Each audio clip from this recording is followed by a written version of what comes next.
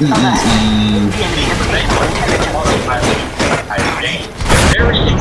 range, baby. Often vulnerable downtime.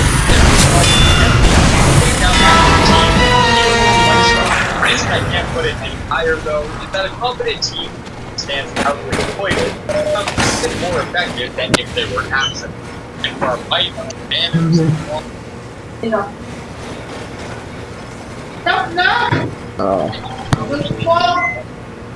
that dynamic versus itself for any teammates knowledgeable enough to take advantage of. For your average lobby, this doesn't really come into fruition all that often, but it's enough to bump it down to a easier. Alright. And once again to the big boys, we have all the giant heavy.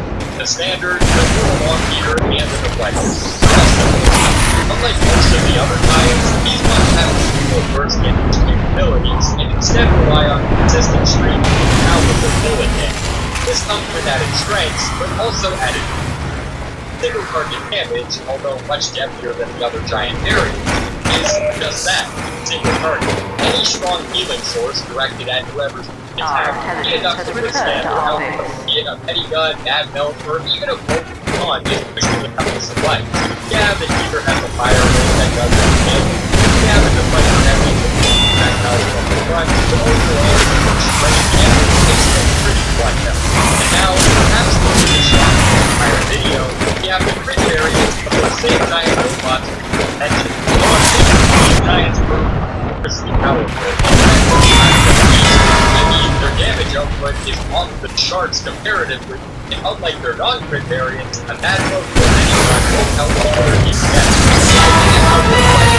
They're relatively easy to deal with. They almost always spawn on the later portion of some of the most predatory and yeah, this video is not good assumption that not every member of the team will upgrade permanently, but even the goofiest of groups will probably have max damage and max resistance that amount of money. There's very little room for error. In theory, these bad boys are essence, but in modded games, the upgrades provided let you work with the pretty damage.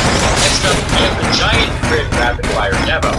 These ones can very easily knock out at least one team member, especially on the middling waves where having more grid resistance isn't commonly sought after. However, as mentioned, rapid fire demos tend to have a lot of downtime as they work through all of their shots in one go. So once their damage is dealt, they finish the job pretty quickly. After that, we have the grid rapid fire shoulder.